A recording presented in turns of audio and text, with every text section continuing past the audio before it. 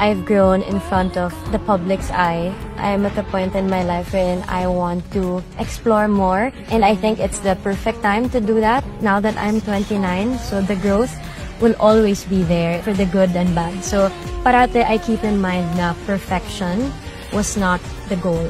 Evolution is. I surround myself with beautiful and empowered women, and most of my mentors are women. They shape me to be the woman that I am today. Because of these women, I want to do the same sa next generation. So I try to get that wisdom and then i-share ko yun sa younger generation naman. This campaign is very, very special. I'm now a Cream Silk girl. Extra special pa siya because it was with Nadine. It was our first project together. It's so empowering because it ends the so-called, rivalry kahit na wala naman. And hopefully, it's gonna turn into, newfound friendships, and it's us representing all the women out there. Parang it's a good reminder na may belief kasi na there's only one crown, right?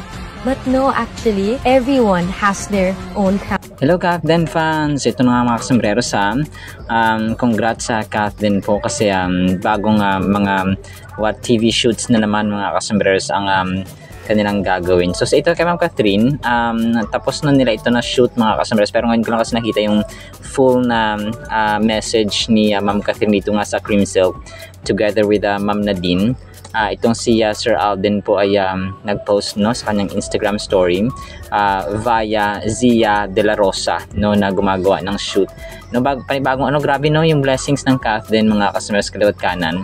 So TV commercial day, day 1 mga kasombrero, so baka abutin ito ng ilang araw. So nakatag dito sina Alden Richards, si Mama Ten, si Laysam, and then the rest of kanilang team, si Pepsi Silvestre, Studio 24, baka sa studio ito ni Ma'am Catherine, so hindi natin alam. So si Alvin, baka ito yung kanilang ito yung kanilang dog food na naman, Alpha Pro mga kasombreros.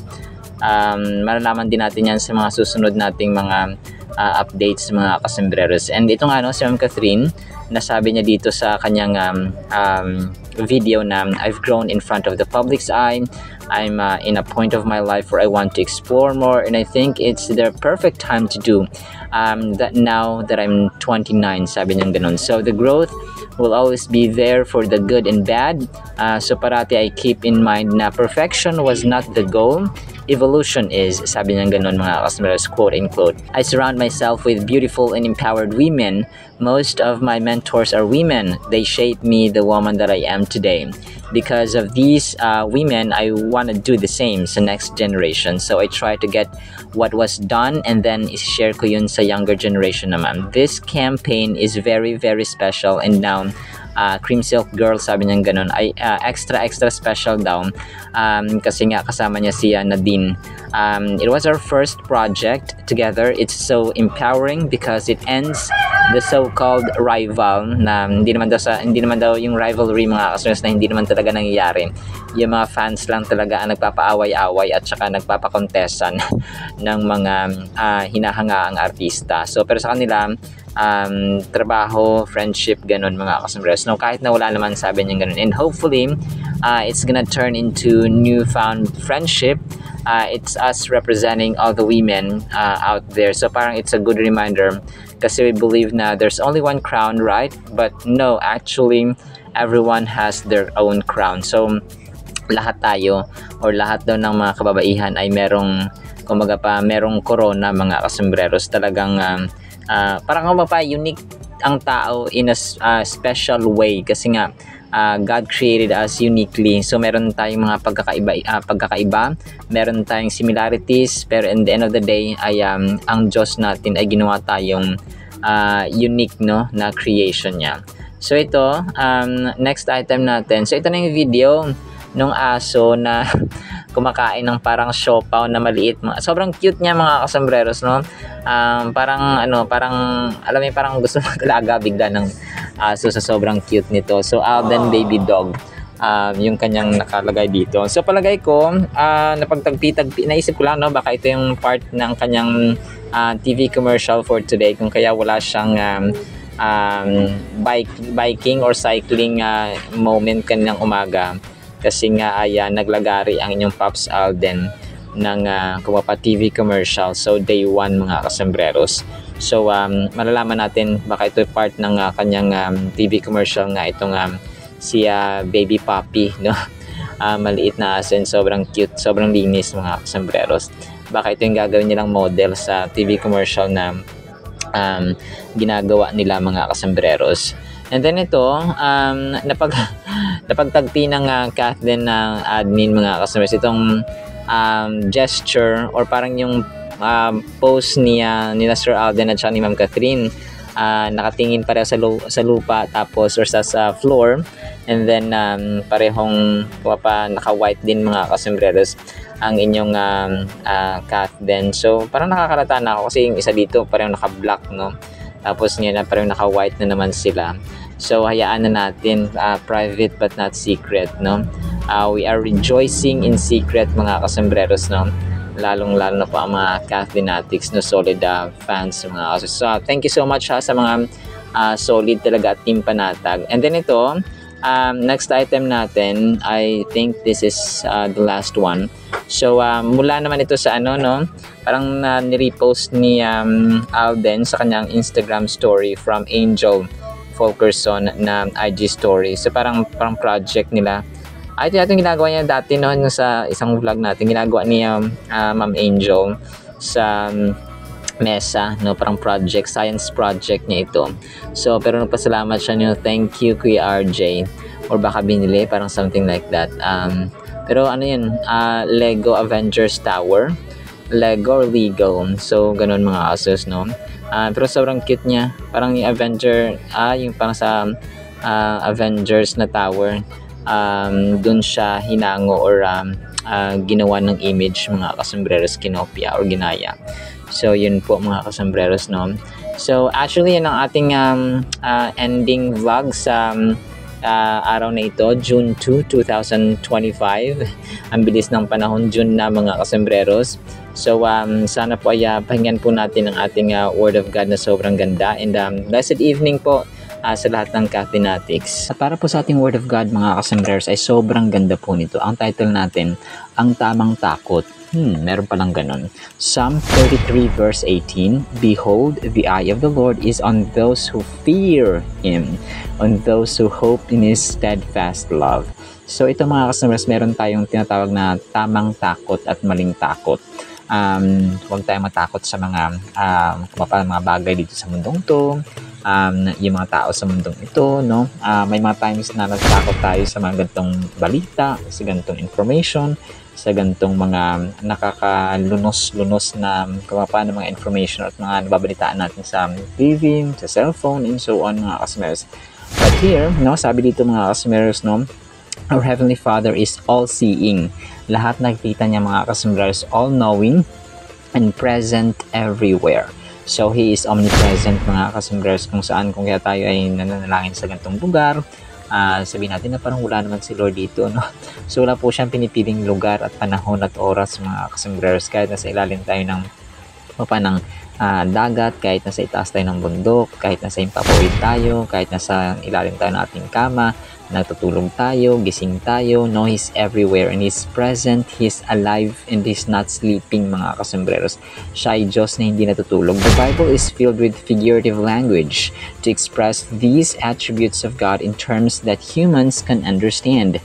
For example, in Psalm 33:18, the phrase, the eyes of the Lord, articulates the omniscience, omnipresence, and always caring nature of God toward His children. So, ang Bible po ay napakadami at saka sangkatutak ang figurative language. Kumaga pa nagkukumpara ang Diyos natin sa mga bagay-bagay towards sa gusto niyang sabihin sa atin. And yun nga, dito nga sa Psalm 33:18 mga kasembreros ay ginamit niya dito yung paningin, no? Yung mata ng Diyos mga kasembreros na nakatingin sa mga natatakot sa Kanya at saka may pag-ibig at naniniwala sa Kanya mga kasembreros at tumaasa, no?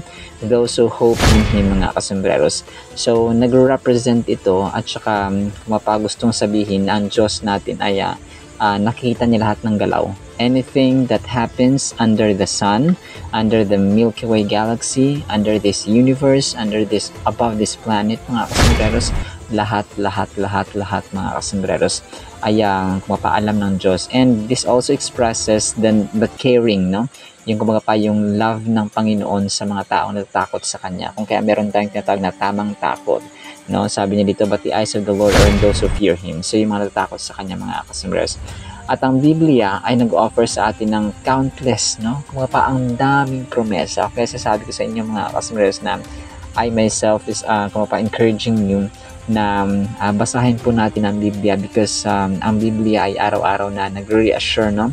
At saka ginagarantiya ng Biblia araw-araw sa atin yung countless na reassurances ng pag-asa at pag-ibig at awa ng Panginoon sa mga at protection, no? Sa mga natatakot sa Kanya, yung concern niya, yung care niya, yung pag-aaruga niya sa atin, mga kasambreros, ay walang kapantay. And sinasabi dito ba, the fear, no? Yung takot dito sa Psalm 33:18 ay kung pa equivalent nito, mga kasambreros, ay reverence and devotion, yung pagpapagalang natin, na pagbigay ng great and highest respect and devotion and honor and devotion, mga kasambreros. Yung mga natatakot sa Kanya ay yung mga loyal, yung mga faithful na mga followers niya, mga kasambreros. And ang nagsulat nito, mga kasambreros, ay ni-reaffirm sa atin na yung Panginoon ay naghahanap, no, ng may takot sa Kanya. So the same goes with sa verse na 2 Chronicles 16:9, mga kasambreros. Sabi niya dito, the eyes of the Lord search the whole earth in order to strengthen those whose hearts are fully committed to Him. So yung mga committed ba, kumaga pa sa mag-asawa, hindi nangangalunya at hindi nangangaliwa, mga kasambreros. Ang Diyos natin ay more than our husbands, more than our wives, more than our siblings, our parents, more than so any human forms, above at mas mataas ang Diyos natin. Kung tayo ay mahal ng ating magulang, kung tayo ay mahal ng ating anak, kapatid, asawa, and so on, mas mahal ng Diha Ama kasi ibinigay ng Diyos ang Kanyang kaisa-isang anak sa atin, no, para lang tayo ay tubusin at maipakita na ang pag-ibig niya ay walang kapantay at walang katulad. Ganun kadakila, mga kasambreros. So mag-e-echo ito na sasabi nito na the praising the eyes of the Lord are on those who fear Him. Nag-indicate ng Panginoon natin ay nag-recognize ng Kanyang imparting favor to them. So sa mga tao natatakot, so hindi naman kasi lahat natatakot sa Diyos, no? Kasi kung lahat natatakot sa Diyos ay wala ng mga masamang nangyayari, wala ng bad news, mga kasambreros, puro nilang good news. And yung reasons behind sometimes ay choice talaga ng tao, no? Ito yung pinili niyang landas, that is why nagkagulo. Ito yung pinili niyang tahakin, ito yung pinili niyang trabaho, ito yung pinili niyang career, ito yung pinili niyang lugar, ito yung pinili niyang activities, ito yung pinili niya. So everything comes from our choices, mga kasambreros. So as followers of Jesus, we can put our whole hope and trust in the God of our salvation because He cares deeply for us. So kapag tayo nagtitiwala sa tao, mas lalo tayo magtitiwala sa Diyos, mga kasambreros. And as a matter of fact, ay hindi inutos ng Panginoon na magtiwala tayo sa ating kapwa-tao. We put our confidence, mga kasambreros, sa ating Savior, sa ating sa ating manunubos, sa ating Redeemer, sa ating Diyos, mga kasambreros. So wag nating itanong na bakit naman mas mahal tayo ng Diyos kaysa tao sa paligid natin, sa ating pamilya, sa ating asawa, kapatid, and so on. Simply because He is God, no? He created us out of love. Not that other people created us, but God Himself, no? The God who created the heavens and the earth, the God of Abraham, Isaac, and Jacob. He was the one who created Adam and Eve down to our generation today. And still, no, hindi natin mabago ang kasaysayan at ang katotohanan. Ang Diyos ang lumikha sa atin, and siya lang ang may karapatang bumawi rin ng ating buhay. So parang isang isang libro, yung isang script, yung isang movie, yung isang vlog, yung isang content, yung isang pagmamayari mo ba, no? Ginawa mo to, so you have the right, no? Ikaw yung gumawa ng kanta, ikaw yung nagsulat, ikaw yung nag-compose, so you have the copyright, no? Yun ang tinatawag, mga kasambreros. So ganun din po ang Diyos natin. He authored, He wrote our faith, He gave us life, so siya lamang ang may karapatan na bumawi nito mga kasambreros. So while it's true that God's all-seeing eye watches over the entire creation, His eye is particularly fixed with unique interest in those who rely on His unfailing love. So ito yung sasabi natin na hindi lahat ay may favor ang Panginoon, because yung mga taong, sabi nito na emphasize na yung mga taong nagre-rely, nagtitiwala at saka umaasa lamang sa Kanya at may takot sa Kanya, kaya tamang takot mga kasambreros, dinadakila siya at ginagalang siya ng buo mga kasambreros at may kataasan. Okay? So yun po ang ibig sabihin dito. So hindi lahat nakakapangat ng favor, because para kang may somehow may apple of the eye, parang ganon. So pag teacher ka, for example, ay meron kang estudyante na talagang gustong-gusto mo kasi mabait, gustong-gusto mo kasi masunurin, no? And masinop, and so on mga kasos. Parang anak mo, no? May ginugusto tayo mga customers, although hindi naman dapat ganun, but in particular kasi kapag marami, di ba? Kunwari, ibang klaseng ugali dito sa buong mundo. So, ang Diyos natin ay naghahanap ng mga taong umaasa at ginagalang siya at may takot sa Kanya mga customers. Takot out of love, and yung takot na ito ay nagbubunga pa ng fruit of the Holy Spirit mga customers. Hindi siya takot na nagbubunga pa ng takot at disaster sa ating buhay. Kasi merong fear, merong anxiety, merong mga phobias mga customers. Yung takot ng mundong ito ay nagli-lead at nagbubunga pa ng depression, ng anxiety, and so on. Sometimes nagbubunga ng suicidal attempts. So yun yung takot na hindi dapat nating taglayin. So takot na tama, and yung takot, ang fear of the Lord mga customers, at tayo po ay aasa sa Kanyang dakilang pag-ibig at dakilang pag-asa na hindi natatapos. Actually, we are always reminded every day mga kasembreros ang kamapan ng pangako at ng steadfast love, no? Yung Panginoon, yung pag-ibig na nag-i-endure, naglalast mga kasembreros forever. Yan po ay ang pag-ibig ng Diyos na walang hanggan. No, grabe, no? Actually, talagang nakaka-amaze mga kasembreros magbasa ng Biblia. Even I, no? Araw na kung kayo po ay talagang nagsusubaybay sa ating channel, tayo po ay excited parati na mag-share ng salita ng Diyos. Napapahaba minsan. Minsan 10 minutes na yung Word of God.